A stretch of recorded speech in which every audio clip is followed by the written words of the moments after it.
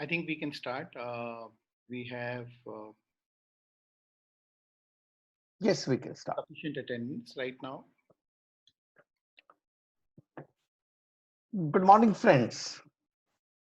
Welcome to the seventh class of this season. It's a program basically to facilitate promotion of bankers in the next grade, and each one of us is trying our level best with sincerity and commitment to pursue this program for our success. It's a very good morning today. From Delhi, I'm saying that weather is clear, due to lockdown. The sky is blue. And in this morning of 6:30, let's start the class. First offer prayers and then we'll start the class. So for 1 minute, wherever you are sitting, sit silently and remember your Ishdev, and then we will start the class.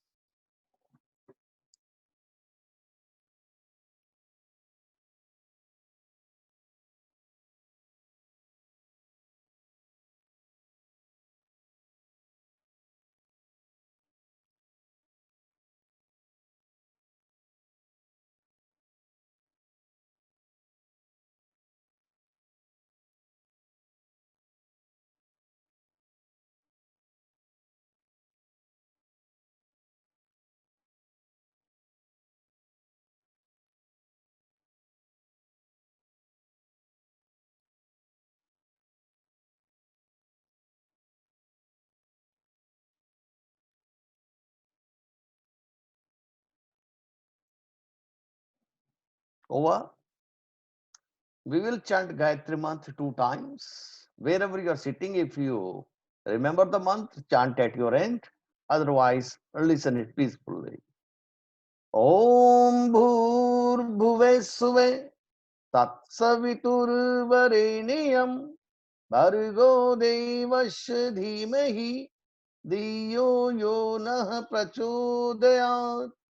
Om Bhur Bhuve Suve Tatsaviturvareniyam Bhargo Devasya Dhimahi Diyo Yo Nah Prachodayat. मेरे साथियों, सबके मंगल कामना करते हुए इस programme की seventh class आज हम स्टार्ट करेंगे। जिस काम के लिए हम इकट्ठे हुए, ईश्वर उसमें हमारी मदद करे। इस भावना के साथ आज का दिन शुरू करेंगे। आई मेरे साथ, we pray to the God that he give us the strength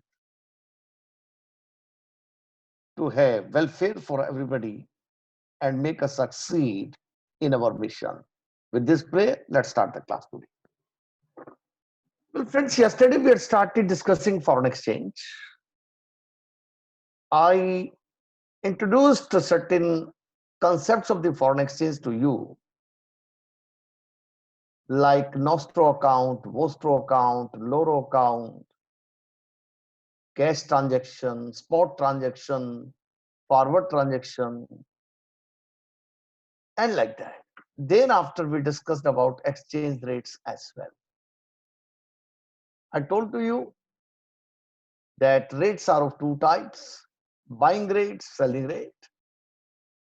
The rate at which bank purchases foreign exchange is called buying rate, and the rate at which the bank sells foreign exchange is called as the selling rate.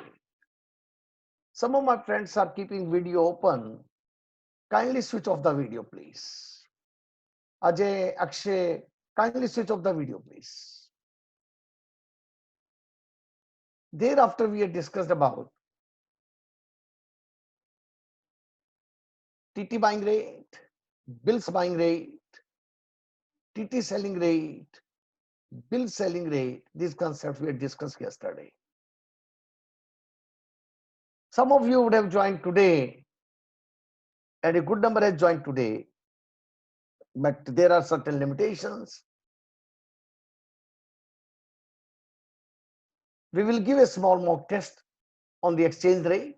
Whatever you know about it, fine. Then I will explain. Can you put the mock test on exchange rates?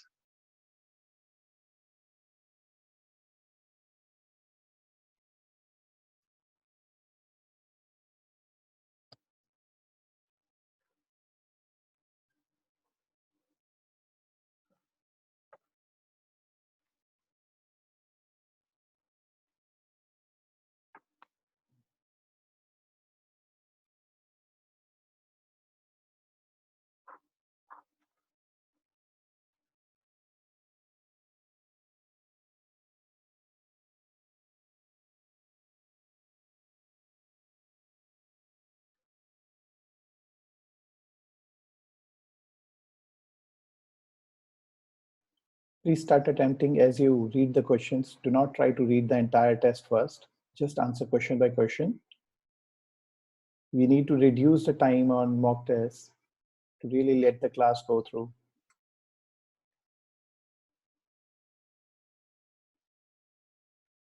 Quick, my friends, quick.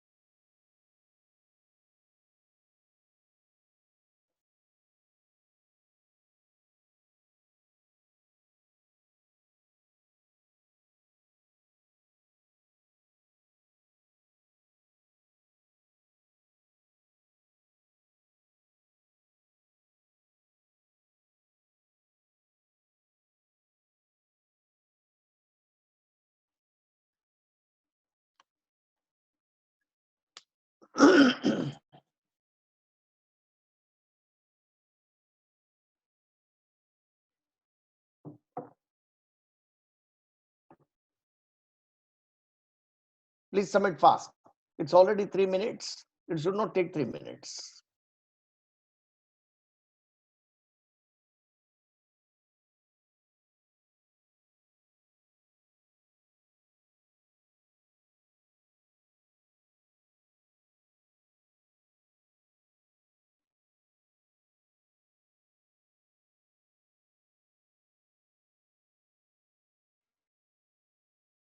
We're going to close it soon. Please submit your responses.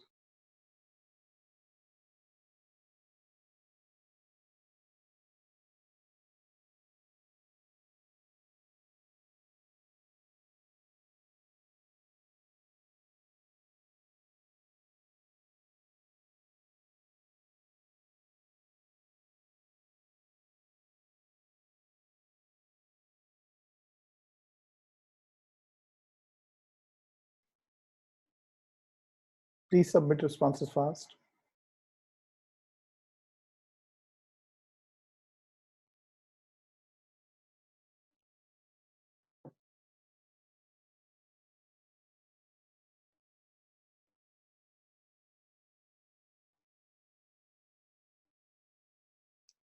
Last 10 seconds to submit the responses. Yes, I think we should stop it now.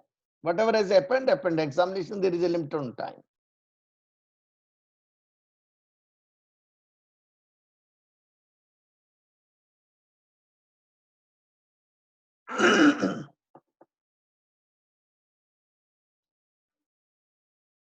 But friends, let me explain to you that exchange rate is a slightly tricky topic so far as foreign exchange is concerned.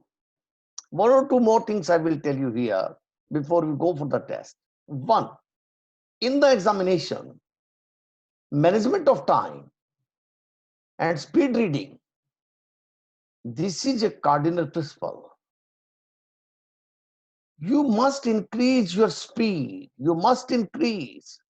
Think that you have a very limited time. Go fast. Automatically, you will be conditioned to move fast. Once you feel that there is a unlimited time, you will get relaxed. That should not happen the case. Your paper will not be complete. You must have 5-10 minutes to review certain questions about which you were doubtful. So you must manage time that way. Okay, let's go ahead. Let me explain one thing once again before I go to the test. In buying rates, we said that there are two rates, TT buying and bills buying.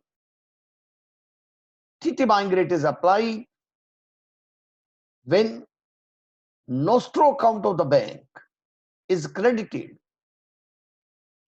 before making payment to the customer. And what's a nostro account? Nostro account is account of a bank in India maintained with a correspondent bank abroad in foreign currency. If that account is credited before making payment to the Indian customer, then rate will be TT buying. But if you make the payment to the Indian customer in rupees before credit to your nostro account, then the rate will be bills buying rate. Bills buying rate is generally applied in case of purchase or discount of export bills. And TT buying rate is applied when a draft is presented to you for payment, which is drawn on you, or there is an electronic remittance, or there is a collection of the export bills. Similarly, selling rates, TT selling and bill selling, very simple proposition. If you are handling import documents while selling foreign exchange, if you are retiring an import bill, if your import is making payment of an import bill, then you will apply bills selling rate. You are selling foreign exchange. But if somebody comes to you for purchase of a draft because he is going abroad, for this no import bill is being handled, you will apply TT selling rate. And similarly, I told that crystallization of export bills, which I'll explain it later. What is crystallization of export bills? There also TT selling rate is applied. Based on that, now let's go ahead. When foreign currency is fixed and value of home currency is variable, it is called direct rate, my friends. Yesterday we discussed, very simple question is there. When home currency is fixed and value of the foreign currency is variable, then it is a indirect rate. Rupees 100 is equal to so many US dollar. That is an indirect rate. In India, exchange rates are decided by whom? It is not decided by RBI. It is not decided by FEDI. It is not decided by government. It is decided by market forces of demand and supply. Very important question, very commonly asked question. Fourth, when nostro account of the bank is credited later than the payment to the tenderer of the foreign exchange, nostro account is credited later, payment is made earlier, so the rate will be bills buying rate, as I explained to you just now. Answer is B for Bombay. The difference between buying and selling rate quoted by an authorized dealer is called, very tricky question, dealer's margin, dealer spread, dealer commission. It is called dealer's spread. Your non-resident customer presents a draft in foreign currency for which cover has already been provided in nostro account. Your nostro account has already been credited. So the rate will be TT buying rate. TT buying rate.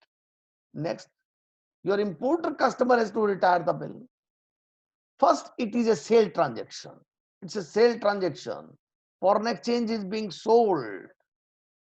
Foreign exchange is being sold. And import bills are also being handled. And so the rate will be bills selling rate. Bill selling rate.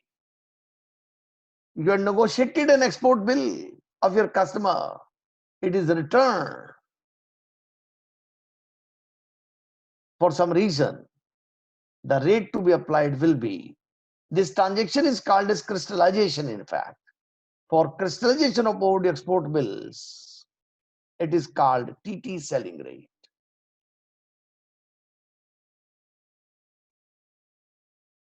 On which of the following TT buying rates will not be applied? On which of the following TT buying rates will not be applied? Payment of demand draft drawn on the paying bank.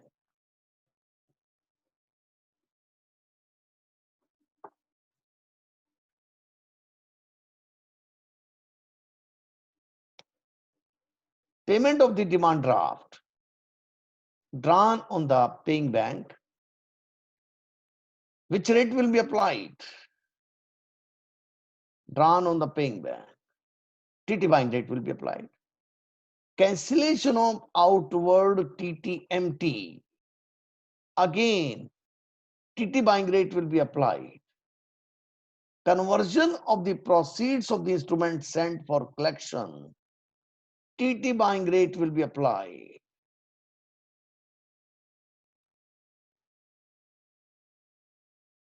Purchase of foreign DD drawn abroad.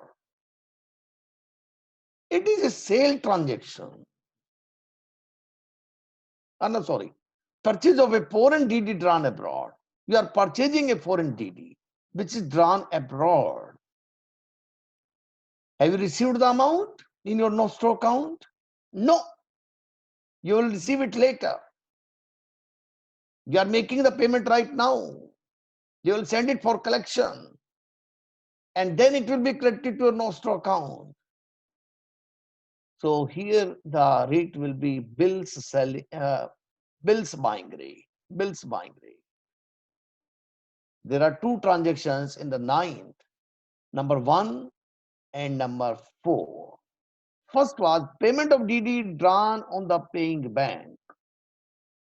If a foreign correspondent bank has drawn a demand draft drawn on you, that means your nostro account has already been credited abroad.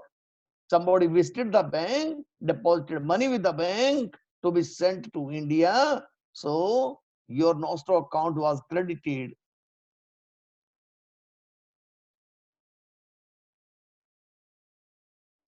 Okay. The rate will be TT buying rate.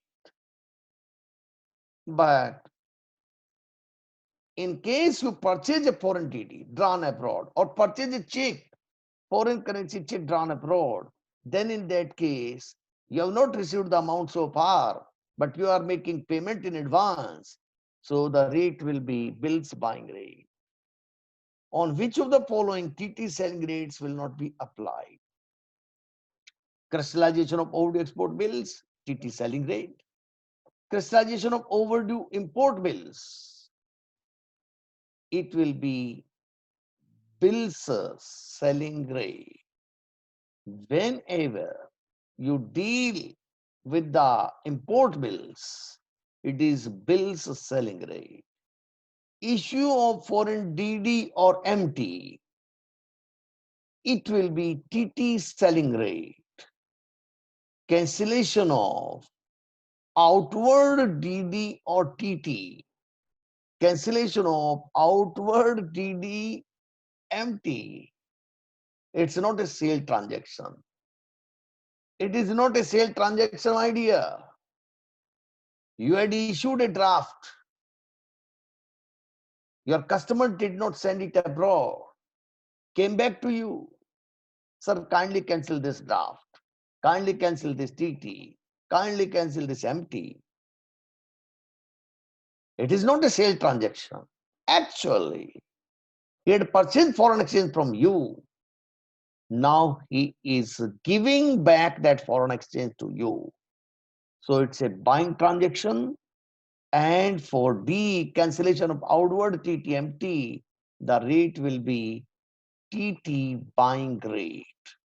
The rate will be TT buying rate.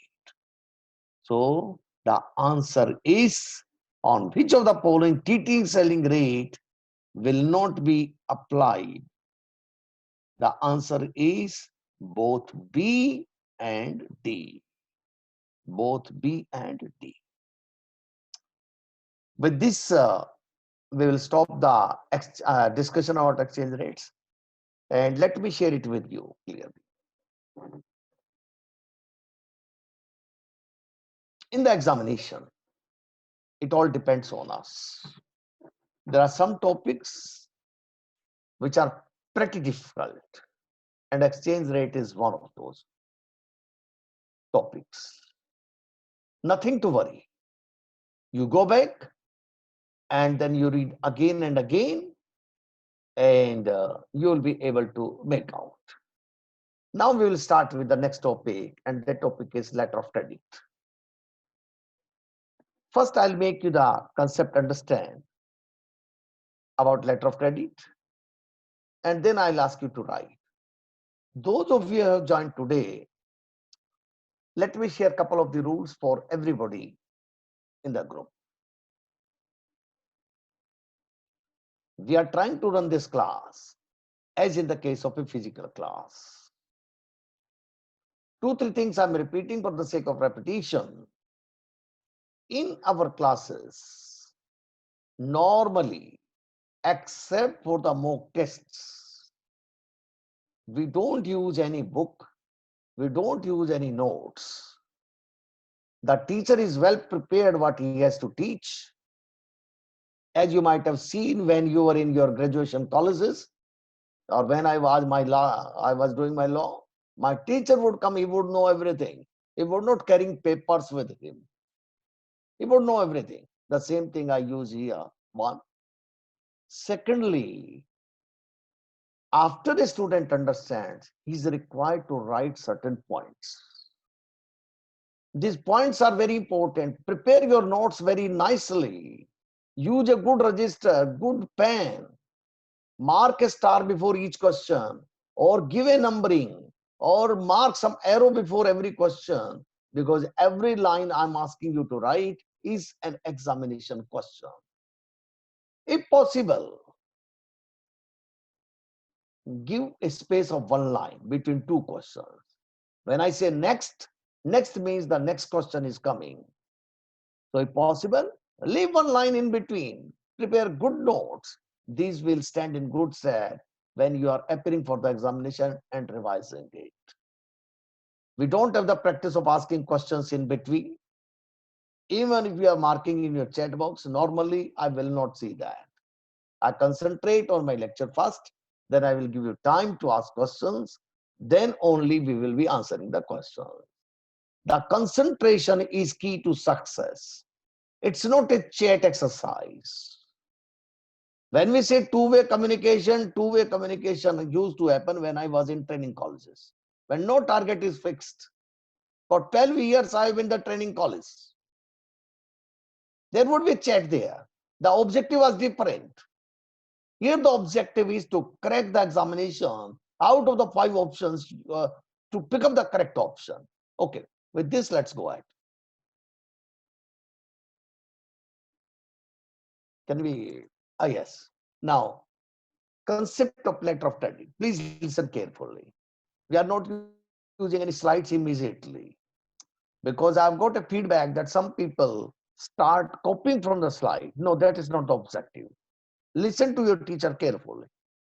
Listen to him carefully and note down what he's saying. And thereafter, we will show you the slides as well, so that if something is left out, you can refer to the slides also. What's a letter of credit? Take an example, my friends. I'll make you the concept understand. I'm an exporter. I'm an exporter. I want to export certain items to Uganda, for example. I want to assure myself that if I make the exports, if I send the goods, I should get the payment. But how should I assure myself? If it's India, I can go to him, I can remind him, I can visit him, I can send my agents to him. But in international transactions, it's slightly difficult. So what I asked the importer, that you give me a letter from your bank that if I send goods to you, your bank will make the payment to me. Your bank should promise that your bank will make the payment to me if I send the documents of dispatch of goods to you. And that commitment from the bank, importer's bank, that commitment from the issuing bank is called letter of credit. Letter of credit. Letter of credit is also called as a documentary credit. Please write down one line. Letter of credit is a letter of credit is a letter of credit is a undertaking by a bank to make payment to beneficiary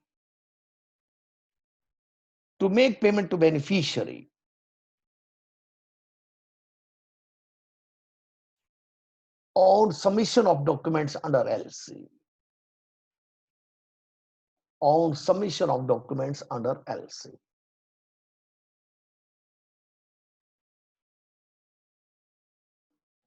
There is a condition that you submit the documents, I'll make you payment. It is not like a promissory note. In promissory note, there is an unconditional undertaking. Here there is a condition that you make the payment, you submit the documents to us and we will make the payment to you. So who all are involved in this transaction? One, first of all, importer or buyer of the goods. Importer or buyer of the goods. He will request his bank to issue such kind of the undertaking, which is called as letter of credit or documentary credit. So first thing is, applicant of LC is the importer, on whose request, kindly note down, on whose request LC is issued. Second party is issuing bank. Who is issuing bank? Importer's bank, who undertakes to make payment. Who undertakes to make payment on submission of documents under LC.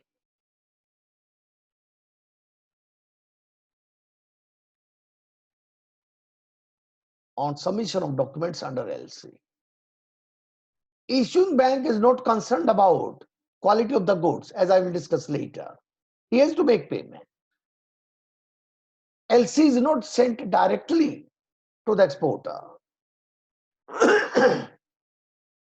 The services of a correspondent bank in the seller's country is used, and he is called as the advising bank. LC is advised to the beneficiary, to the exporter, to the seller by a bank in his country, who is called as advising bank. Remember, advising bank is not liable for payment. Then what is the liability of advising bank? he is not liable for payment. His liability is to verify the LC, to check the authenticity of LC, to check that it is genuine LC. It is his duty. My student asked me, if he is not able to check authenticity, then what he should do? He has two options. He can immediately advise the issuing bank that I'm sorry, I'm not able to check the authenticity of LC, so I will not advise to the exporter, beneficiary. Or he may choose to advise to the exporter by specifically writing that he has not been able to verify the authenticity of LC. So advising bank, not liable for payment, is liable for only checking the authenticity of LC. Fourth party in a LC transaction is the beneficiary. Who will receive payment under LC? Who will get payment under LC? He will submit the documents and he will get payment under LC. Fifth party, negotiating bank or nominated bank. Just I'll explain to you, my friends. Exporter has prepared the goods, dispatched the goods, completed the documentation. He is not going to go to the importer's country to collect payment from the issuing bank. He will approach a local bank, will ask the local bank, sir, kindly purchase these documents, so discount these export documents, these export bills, and make payment to me, and then send these documents to issuing bank and collect payment from them. So this bank who will make payment to the exporter and later on collect from the issuing bank is called as negotiating bank or nominated bank. Negotiating bank or nominated bank.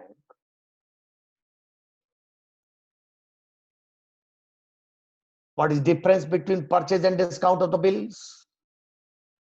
There are two types of bills, my friends.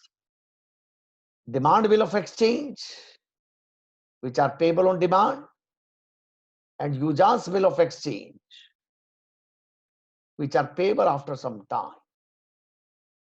Demand bills are purchased and usance bills are discounted. Another part is reimbursing bank. Reimbursing bank, he is an agent of the issuing bank. He will make payment to the negotiating bank and then collect from the issuing bank. Negotiating bank has made payment to the exporter or the beneficiary,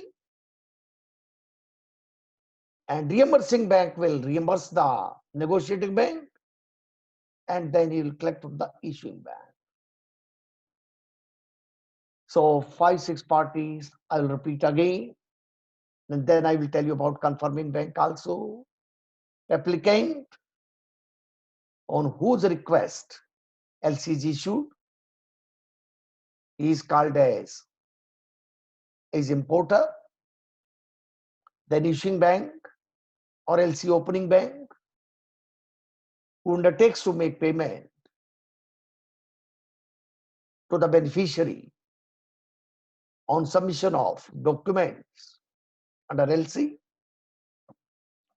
Advising bank who will advise LC to the beneficiary, to the exporter. He is not liable for payment. His duty is to check authenticity of credit. Fourth party, beneficiary or exporter who will actually receive payment under LC. Fifth party, negotiating bank or nominated bank, who will purchase or discount bills and make payment to the beneficiary, exporter, then collect payment from the issuing bank. Issuing bank as an agent in the exporter's country, in the negotiating bank's country, who will make payment to the negotiating bank and then finally collect the payment from the issuing bank. This bank is called as reimbursing bank. One more party is there, and that party is the confirming bank. What is this confirming bank? I'm an exporter. I ask my importer that you bring me an undertaking from your bank that he will make payment if I export goods to you. He brought LC. To my surprise, I found that this bank's name I have not heard at all. What to do? Should I trust this bank? I say that, sorry, it's very difficult for me. You give this undertaking from a reputed bank. Then the issuing bank asks some other bank, a reputed bank, that he should also undertake to make payment. So, when in addition to undertaking of a issuing bank, some other bank also undertakes to make payment, he is called as confirming bank. He is called as confirming bank. Can we show the slides please now?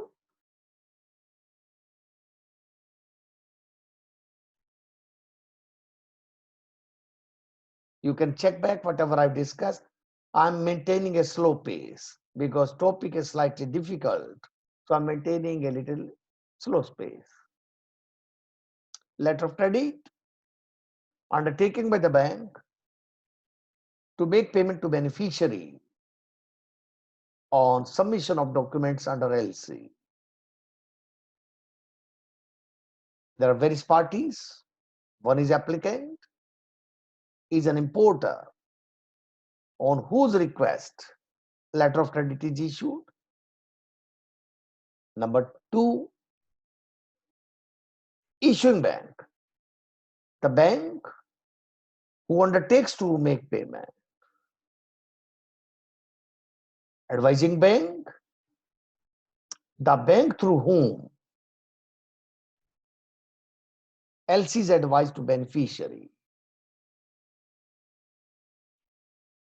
Advising bank is not liable for payment. His duty is to check authenticity of LC, genuineness of LC.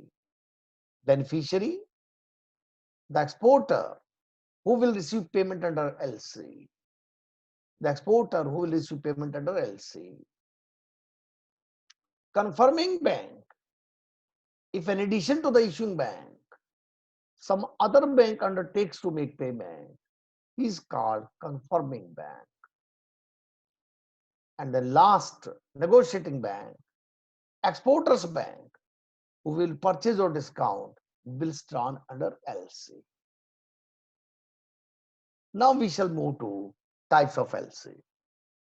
No need of slides now. I'll explain first myself and then we'll use the slides. You have to note down when I'm speaking. On the very first day I told that various faculties of a person will work simultaneously. Eyes will see, ears will listen, hands will write, and brain will do the processing, the job of memorizing the things. All faculties will work together. It's a morning time, absolutely no difficulty to anybody, you are fresh. Go ahead, my friends. Types of LC. There are various types of LC. First LC is revocable, REVOCABLE, revocable LC. As the name suggests, this LC can be amended. This LC can be cancelled at any time by the issuing bank without consent of the beneficiary. Therefore, the LC which can be cancelled or amended without consent of beneficiary, it is called as a revolving LC, a revocable LC. Revocable LC. Second, irrevocable LC. Just reverse of that. If LC cannot be amended or cancelled without consent of beneficiary, it is called as irrevocable LC. Which LC will be preferred by exporter? Irrevocable, which cannot be amended, which cannot be cancelled without consent of beneficiary. That LC is called as irrevocable, and naturally, exporter will prefer irrevocable LC. One more concept I will explain here. If on a particular letter of credit, it is not written whether it is revocable or irrevocable, nothing is written. Neither revocable nor irrevocable, nothing is written. Then should we consider it as revocable? Should we consider it as irrevocable? It will be considered as irrevocable LC. I'll explain UCPDC later. As per UCPDC, it will be considered as irrevocable LC. Irrevocable LC. Third type of LC is transferable LC. I'll explain the concept and then we will write. I received a LC for $1 lakh, and I'm to get the goods manufactured from somebody else. He also wants that LC should be issued in his favor. I said that okay. Out of this $1 lakh, 30,000 US dollars worth I transfer to you. He becomes entitled to $30,000 within that LC. Similarly, I have another supplier, 25,000 US dollars I transfer in his name. Fine. If I can do so, then this LC will be called as transferable. I cannot do it automatically. It must be mentioned on LC that whether this LC can be transferred. Unless it is specifically written, LC cannot be transferred. So transferable LC is one which can be transferred from one beneficiary to another, original beneficiary to another beneficiary. But there is a rule. If I have transferred $30,000 to somebody, he cannot transfer it further. So the rule is LC can be transferred only once. LC can be transferred only once, but it can be transferred to more than one beneficiary. As I've given in the example, $30,000 to somebody, $25,000 to somebody, but they cannot transfer it further to anybody else. That's not allowed. That was about transferable LC. Fourth type of LC is the red clause LC.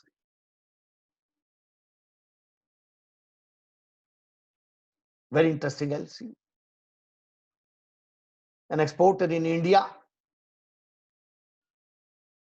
the importer says that okay, I'll get the LC issued in your favor. The product is in demand. He says that, my dear, please arrange the funds in India for manufacturing the goods which I am to export. The funds are also to be arranged by the issuing bank. If that kind of the LC is there, in which funds for manufacturing the goods are also given by the agent of the issuing bank, that LC is called as red clause LC. So what's a red clause LC? LC which contains a clause, It's not necessary that it is written in red ink. No, it contains a clause to provide finance to exporter, pre-shipment finance to exporter, packing credit finance to exporter for manufacturing the goods to be exported. Who will provide this finance? Correspondent bank of the issuing bank. Some bank who is the agent of the issuing bank. He will provide finance. It will be at the request of the issuing bank. The liability for payment will be of the issuing bank. This LC is called as red clause LC. Then fifth type of LC is green clause LC. You provided finance for manufacturing the goods in red clause LC. The exporter now wants that finance should also be made available for storing the goods. If LC contains a clause, to provide finance for storing the goods also, in addition to finance for manufacturing the goods, then this LC will be called green clause LC. In red clause, finance for manufacturing the goods. In green clause, finance for manufacturing plus finance for storing the goods. So green clause LC is an extension of red clause LC. And red clause LC and green clause LC, both are called anticipatory LC. Green clause LC is an extension of red clause LC. Sixth LC, back-to-back LC. Back-to-back LC. I'll give an example and then we will discuss it. I received LC for US dollar 1 lakh. I asked my supplier to manufacture the goods. I don't manufacture myself. He asked me कि साहब आप जो माल बनवाते हैं वो तो बड़ा specific होता है, अगर एक्सपोर्ट नहीं हुआ तो बड़ी डिफिकल्टी हो. The goods you are asking me to manufacture are very specific goods. So kindly arrange an LC in my favor. I will go to the bank, ask bank to issue LC. I've already received LC. I want LC in favor of my supplier. Bank asked me security. I tell to the bank that, okay, sir, you keep this LC which I have received from abroad as security and then issue LC. The LC now issued by the bank is called as back-to-back LC.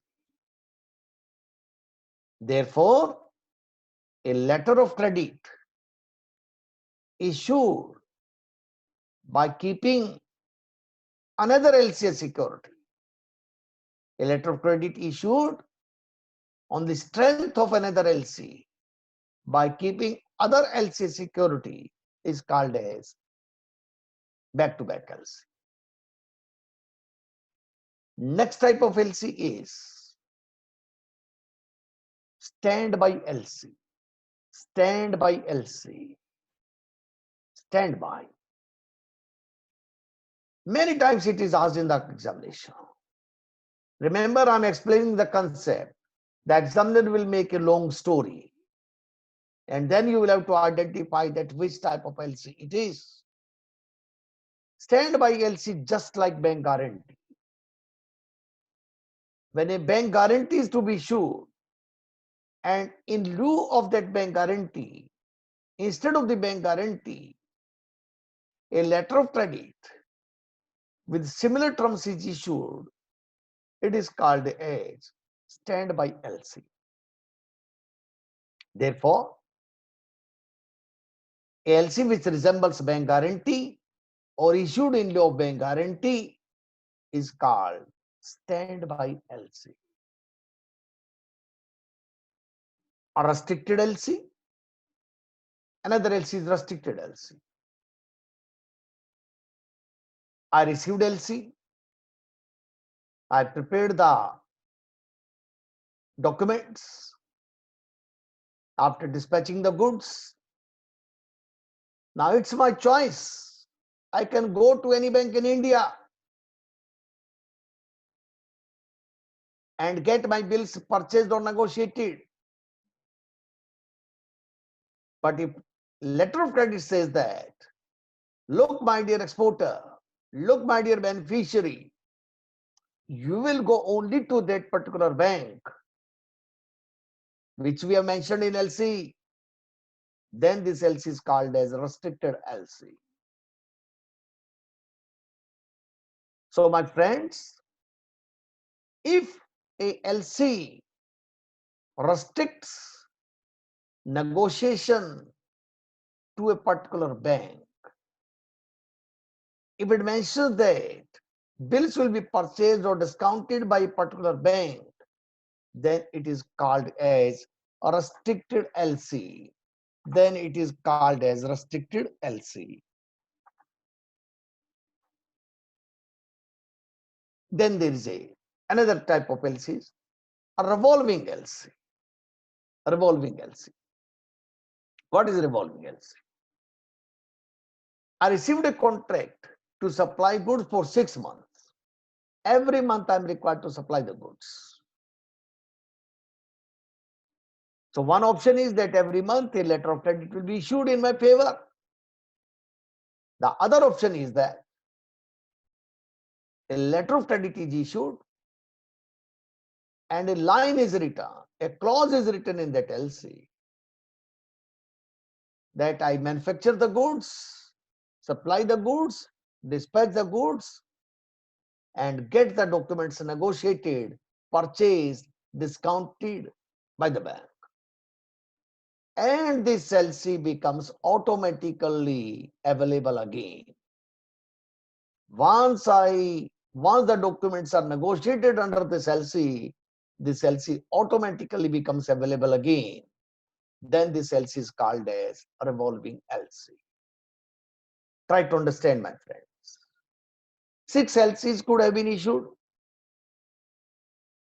instead of 6 letter of credit. 1 letter of credit is issued, which becomes available time and again. Then it is called as revolving LC.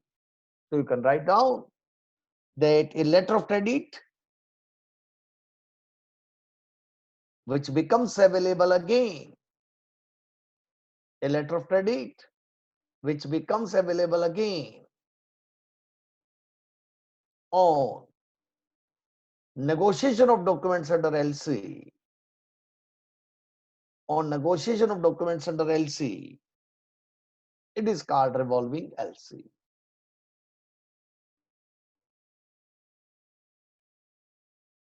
But there is a restriction here also. How many times it will revolve? That has to be specifically written. 6 times, 8 times, 4 times. How many times it will revolve?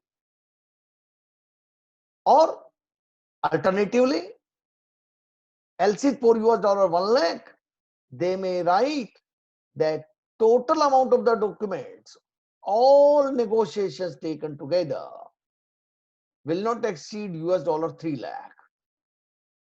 So there may be restriction on number of times it can revolve.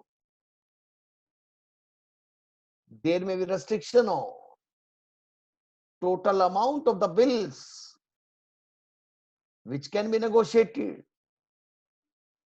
or there may be restriction on both.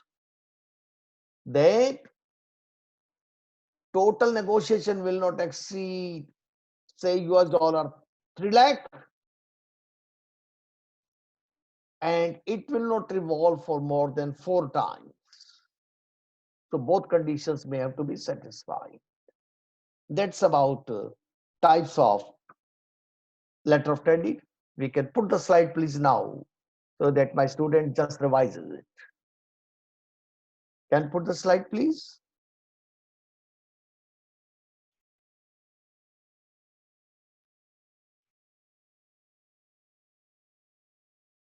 Yes, types of LC. Revocable LC, which can be amended or cancelled without consent of beneficiary.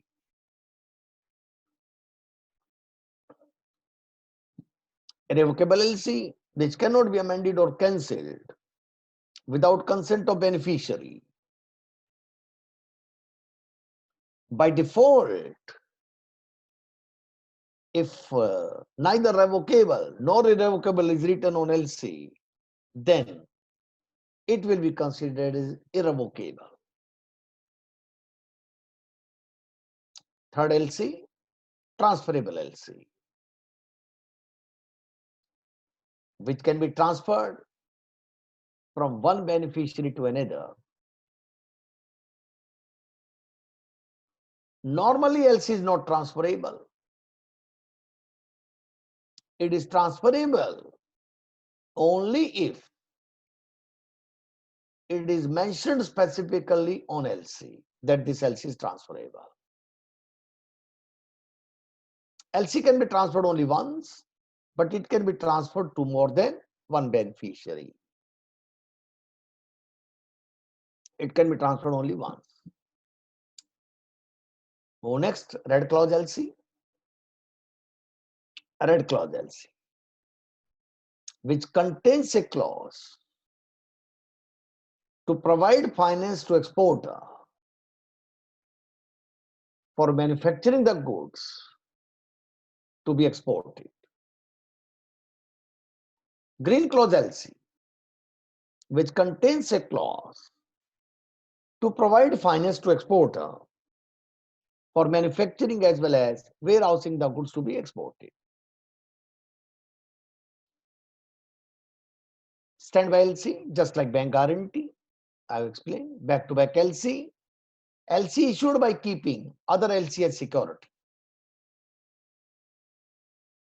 Or restricted LC, when purchase discount of export bills is restricted to a particular bank. Revolving LC, which becomes available again on negotiation of documents under LC. There will be restriction on number of times it can revolve. Number of times it can revolve. Can you put the mock test on revolving on the types of LC? Mock test, please.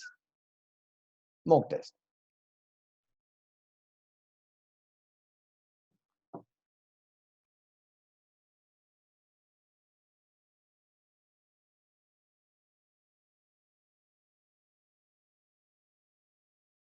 Quickly, my friends.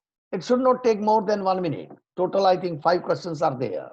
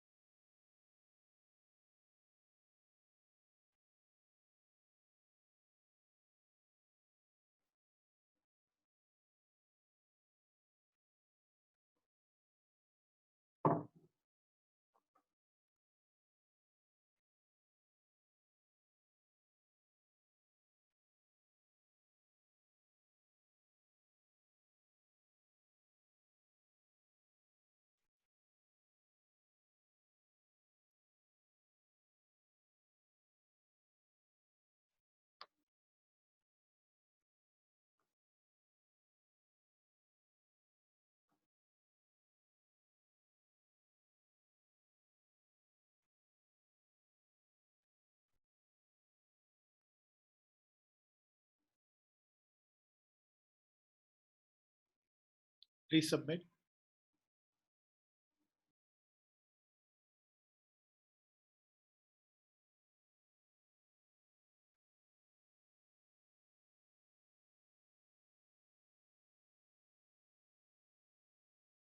Do it fast, my friends.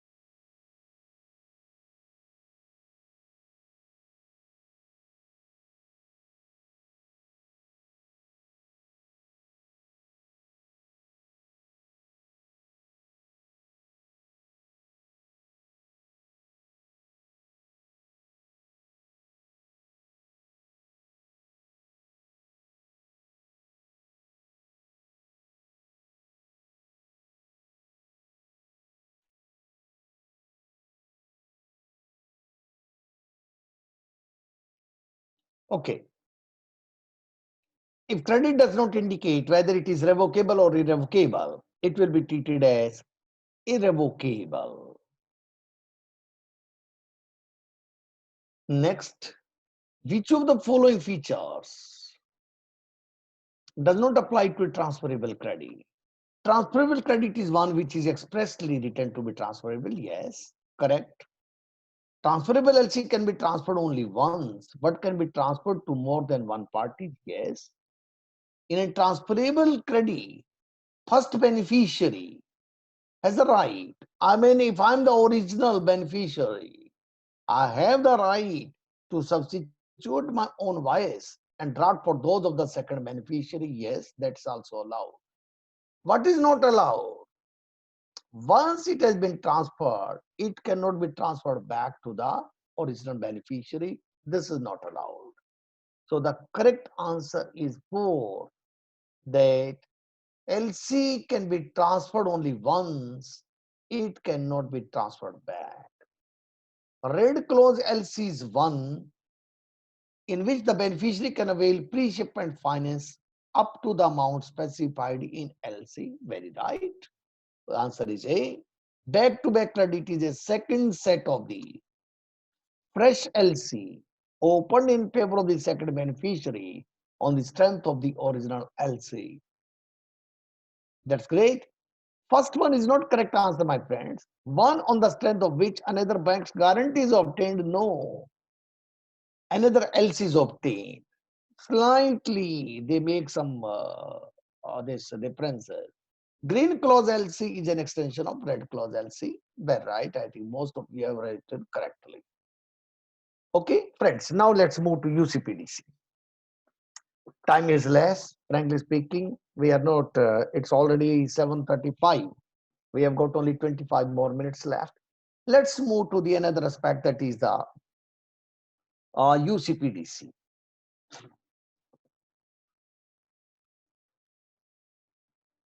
LC transactions are governed by UCPDC. Write down full form of UCPDC.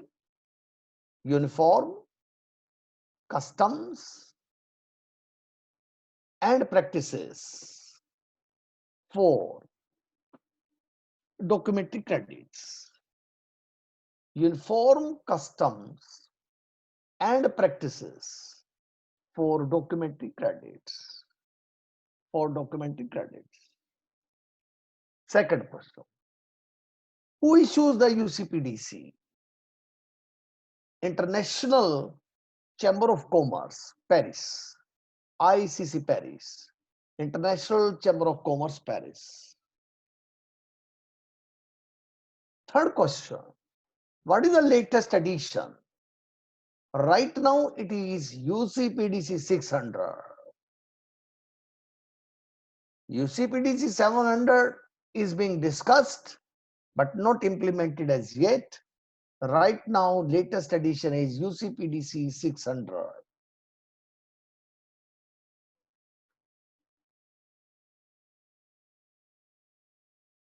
Let me remind here, on almost every LC, this is written that this LC is subject to UCPDC 600. But assuming that if it is not written on LC, the rules laid down in UCPDC will not be applicable. So rules laid down in UCPDC will be applicable only if it is specifically mentioned on LC. One more thing, my friends. If there is a difference between something written in UCPDC and written on LC, then what is written in LC will have the priority. As we jokingly say, जब मियां बीबी राजी तो क्या करेगा काजी. UCPDC is Qazi. UCPDC will be referred only when there is LC is silent on some issue. Then we will refer to UCPDC. Otherwise, terms which is stated in LC will be prevailing. What does the UCPDC says? First of all, let's start with an important clause in UCPDC. Remember my words, I said that issuing bank undertakes to make payment to beneficiary if the documents are submitted. If the documents stated in LC are submitted, issuing bank undertakes to make payment. UCPDC repeats the same line, that issuing bank will be liable to make payment if documents submitted are as per LC. Bank is not concerned about the quality of the goods submitted. Bank is not concerned about contract between buyer and seller. Bank is to honor its commitment, its undertaking, if documents are as per LC. Therefore, UCPDC writes, banks deal in documents and not in goods. Banks deal in documents and not in goods. Banks are not concerned about quality of the goods. Banks are not concerned about quality of the goods. Now, how much time will be given to the issuing bank and negotiating bank to examine that documents are as per LC? UCPDC tells about this also, that both issuing bank and negotiating bank will be given 5 banking days each, not calendar days, 5 banking days each to examine that documents are as per LC. Kindly note down simultaneously. We will not have too much time to dictate again. When I'm telling you, simultaneously keep on writing, keep on listening. Next point, third point I'm discussing. I said that both issuing bank and negotiating bank will be given 5 banking days each to examine that documents are as per LC. Not calendar days, banking days. That means on the dates when bank is open. Next rule is, if LC is expiring on a particular day, say on 15th of August, if LC is expiring on a public holiday, it will be over. Last date for negotiation of documents is 15th August, which is a public holiday, or it's a Sunday, then documents can be negotiated on next banking day. Documents can be negotiated on 16th of August. If documents expire on public holiday, exporter can bring the documents to the negotiating bank that, sir, kindly purchase these documents even on the next banking day. But If banks are closed suddenly due to specific words are there, due to number one, rights, RIOTS, rights, strike. Remember, specific words are there. Civil commotion, or terrorist activity, or due to act of God, natural reasons. Floods are there suddenly, or suddenly earthquake is there due to acts of God. If banks are closed due to any one of these reasons, riot, strike, civil commotion, terrorist activity, or act of God, if on the expiry date banks are closed due to any one of these reasons, LC will not extend. It's over, game is over. It becomes useless paper. The negotiating bank may or may not negotiate. Issuing bank may or may not make payment. The expiry date will not be extended. This is called as force majeure clause. FORCE, force majeure, MAJEURE, majeure clause. Force majeure clause. In this clause, my friends, earlier terrorist activity was not there. Terrorist activity as a reason was included in UCPDC 600. Move next, my friends. What about the date of dispatch of the goods? When the goods will be dispatched? In every letter of credit, two dates will definitely be mentioned. One, last date of shipment of the goods, and second, last date of expiry of the LC. Date of expiry of the LC. Now about the date of dispatch. That up to which date goods can be dispatched by the exporter. If it is written that goods will be dispatched on 10th of May, is it mandatory that goods must be dispatched only on 10th of May? No.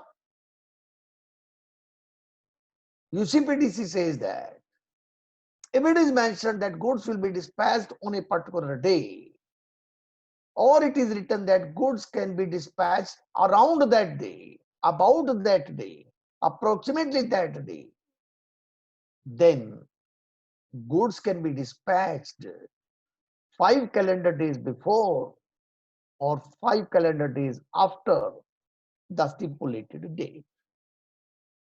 If goods are to be dispatched on 10th of May, goods can be dispatched on any day between 10th of May and 20th of May. Between 10th of May and 20th of May. 5 calendar days before, not banking days. Earlier we talked about banking days, now it is calendar days. 5 calendar days before or 5 calendar days afterwards. Assuming it is written that goods will be dispatched in the beginning of the month. What does it mean? Somebody may say that beginning means first 5 days. Somebody may say that beginning means first 7 days. UCPDC tells that nothing doing. If it is written beginning of the month, it means between 1st to 10th day, 1 to 10th day. If it is written middle of the month, then from 11th to 20th. If it is written end of the month, then from 21 to last day. Beginning 1st to 10th, middle of the month 11th to 20th, and end of the month 21st day to last day. If it is written goods to be dispatched in the first half of the month, first half means 1 to 15. If it is written second half means 16 to last day. 16 to last day. So these are 6 questions about date, time on a particular day, then beginning, then middle, then end, then first half, then second half. Another document we'll take, and that document is about the invoice. Invoice. What does invoice contain? You go to a market, you get a bill. In the bill, quantity will be written. In the bill, description of the goods will be given. Price will be given. And then total amount will be given. That is what is mentioned in invoice. It is not a bill of exchange. It is not a document of title to goods. It's simply a bill. We call it as invoice. 3 things are mentioned in invoice. 1, quantity. So many tons, so many liters, so many meters. And then it may be number of specific units, 1,000 television sets, 100 mobile sets, and it will also include the amount. Can invoice be more or less than the quantity or the amount mentioned in LC? The rules are like this. If about word is not written with quantity, with the number of units, or with amount, you will supply 10 tons of the oil and the amount is $1 lakh. About is not written, approximately is not written. Then can variation be allowed in the invoice? Can invoice be for more quantity or less quantity? The answer is 5%. If about or approximately is not written with quantity, then plus minus 5% variation is allowed. But this variation is not allowed in case of specific number of units, like 1,000 mobiles is to be dispatched and about is not written about 1,000, then you cannot dispatch 999 or 1,001 mobile sets. It has to be exactly 1,000 sets. Unless about is written, no variation is allowed. Similarly, about amount, if in LC with the amount, it is not written that about $1 lakh, then the invoice has to be exactly for $1 lakh. It can neither be more nor less.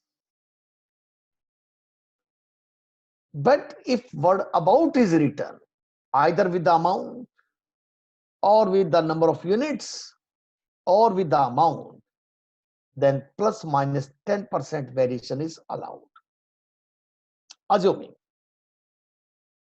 it is written that invoice should be for about $1 lakh, then invoice can be for $90,000 or it can be up to $1,10,000. If 1,000 mobile sets are to be sent, about 1,000 mobile sets to be sent, then sets can be between 900 mobile sets to 1,100 sets can be sent.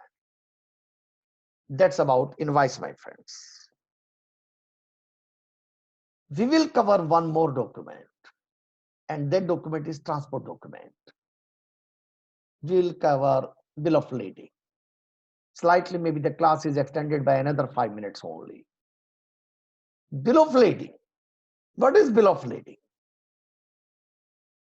You dispatch the goods through railway receipt is issued. You dispatch the goods through airway bill is issued.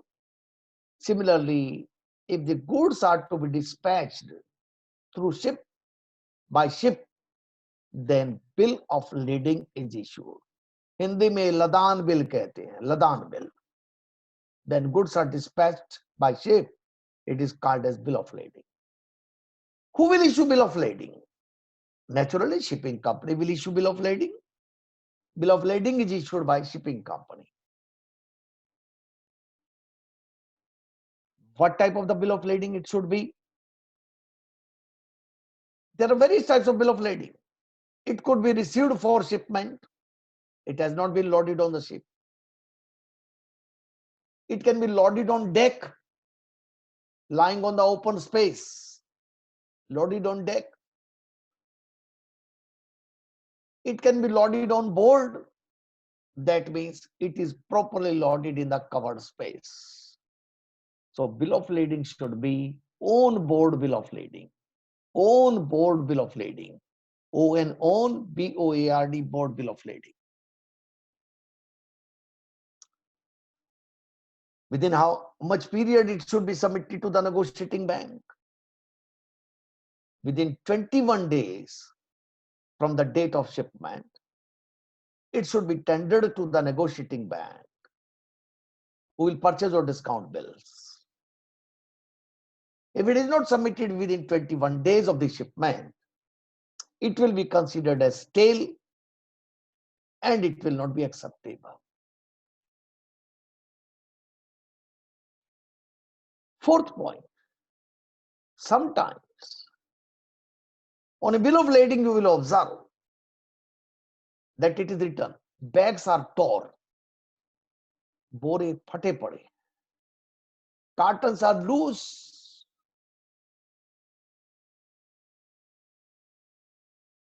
drums are leaking. Some that kind of the adverse condition of the packing is written, or it is written that there is a very foul smell from the goods सड़ रहे हैं. It means that the shipping company is indicating a defect in the quality of the goods or packing.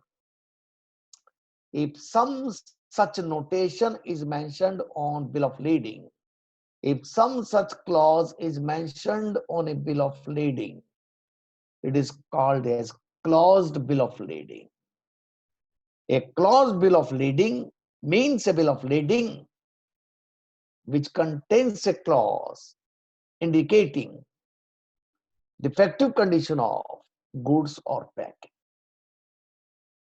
This bill of lading will not be acceptable by the bank. Negotiating bank will not accept this type of bill of lading. So what type of bill of lading will be accepted by the bank? Clean bill of lading, which does not contain any such clause. Clean bill of lading will be acceptable, which does not contain any clause indicating defect in the quality of goods or packing. One more question has been coming. The charter party bill of lading is not acceptable. Charter party. What is charter party? I hire a ship for my goods to be dispatched, to be exported, to be taken. I fill up 80% space with my goods. And then for the balance 20% space, I start booking consignments of others and start issuing bill of lading. That type of bill of lading is not acceptable. You only remember that charter party bill of lading is not acceptable. Then there is one more rule. Transshipment is allowed unless prohibited. What is transshipment? What is transshipment?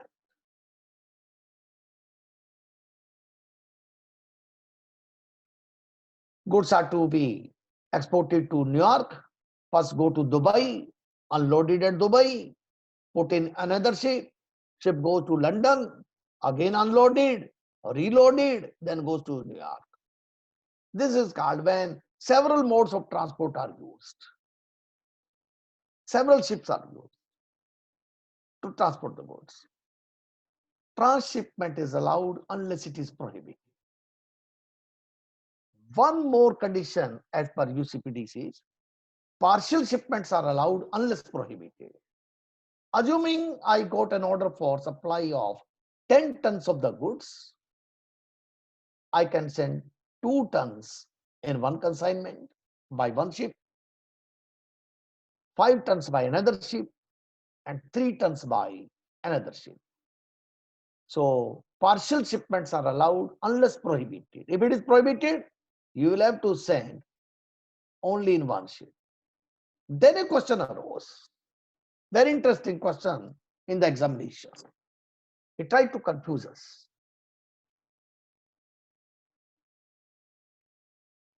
2 tons loaded from Kandla port, 3 tons from another port, 5 tons from another port. Date of loading is also different. But ship is same. Goods are loaded on 3 different dates.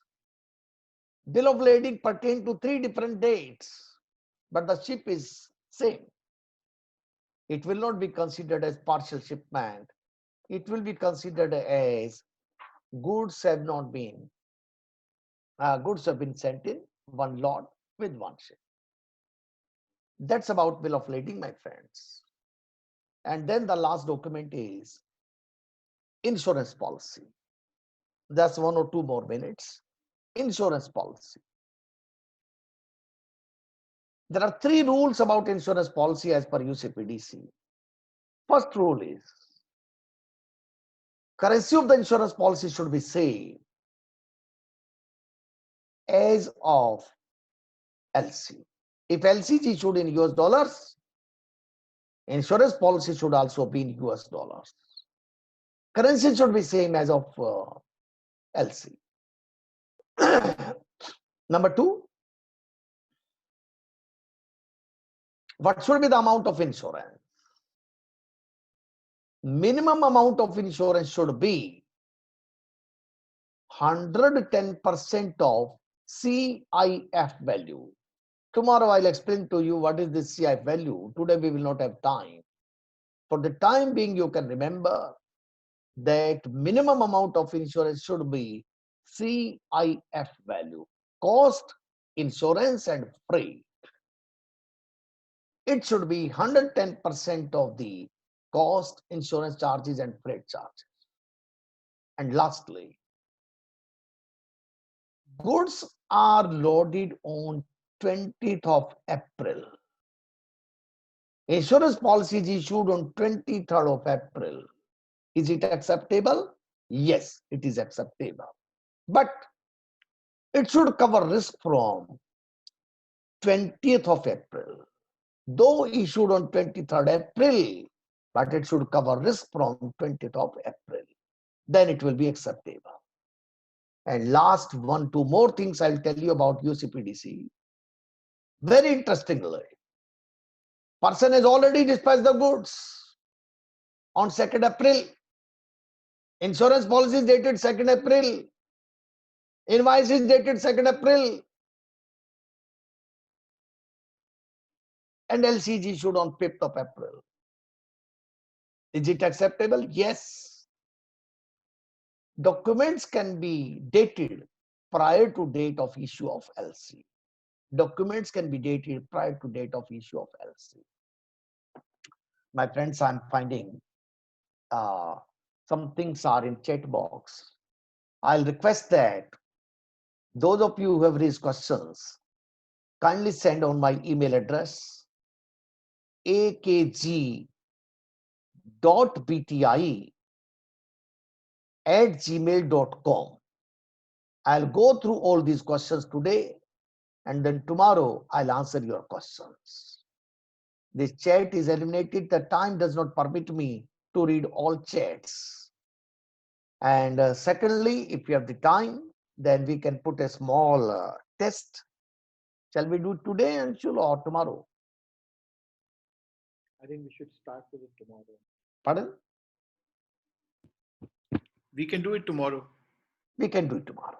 So today's class is over, and go back, and tomorrow we will give this all concept you read thoroughly, and then tomorrow we will give the mock test on letter of credit.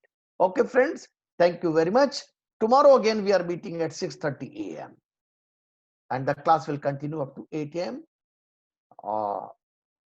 Thank you all. The class is over.